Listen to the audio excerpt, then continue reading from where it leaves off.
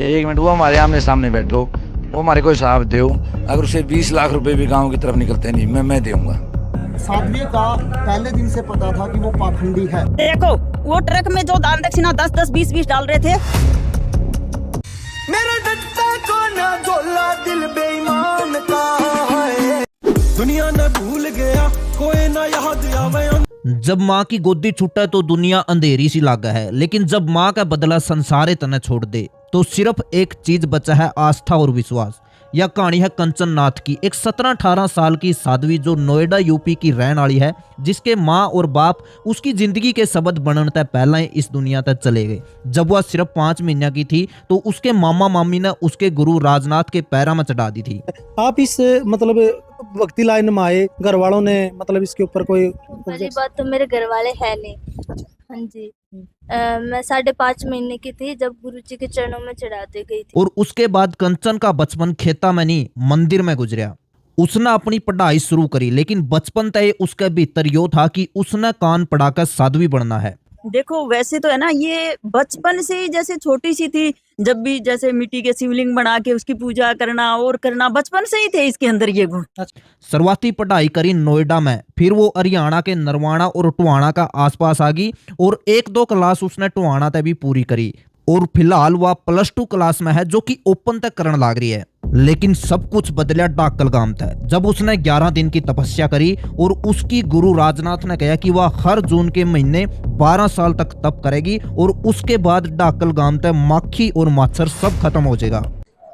अगर 12 साल तपस्या कर ली इसने लगातार, तो वाकई ही यानी इसके पास ऐसी शक्तियां आ जाएगी, ये जो चाहे वो कर सकती है। लोगों में विश्वास हुआ है कि एक छोटी सी बच्ची इतना तप करने लग रही है, या कोई आम लड़की नहीं है, इसमें कुछ दिव्य है।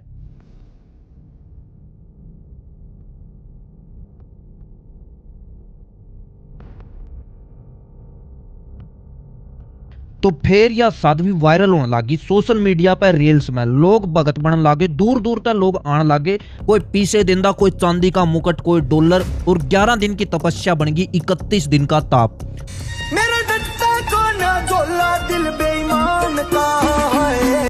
दुनिया न भूल गया कोई ना याद आवे, अंत होया भावना का। बाबा जी भोली भारी शान का। पर कहानी में ट्विस्ट आया जब 31 दिन की तपस्या पाछे भंडारा होया और उसके बाद गुरु राजनाथ ने आरोप लाए डाकल गांव ने हमारे साथ धोखाधड़ी करी है, हमारे पैसे खाएगी। ऐसे पे देखो भाई, डाकल गांव के नगरी के लोगों के अंदर बेईमाना हो गया कि ये तो पैसा आ रहा है इनके पास, तो बहुत सारा पैसा इकट्ठा कर रहे हैं, वो पैसे के लिए बेईमान हो गया गाँव। और गांव के लोगों ने सरपंच ने आरोप लाए कि वह खुद रुपये लेकर भाजगी, कम से कम 1 करोड़ रुपया उनने इस तक कमाया है। एक मिनट, वो हमारे आमने सामने बैठो, वो हमारे को हिसाब दो। अगर उसे 20 लाख रुपए भी गांव की तरफ निकलते नहीं, मैं दूंगा। तो शक होने लग गया कि यो तप विश्वास था या अंधविश्वास या पीसे कमाने का एक तरीका था। दूसरी साइड तक कुछ लोग कंचन का नाम पर कुछ पुरानी वीडियो भी वायरल करने लगे।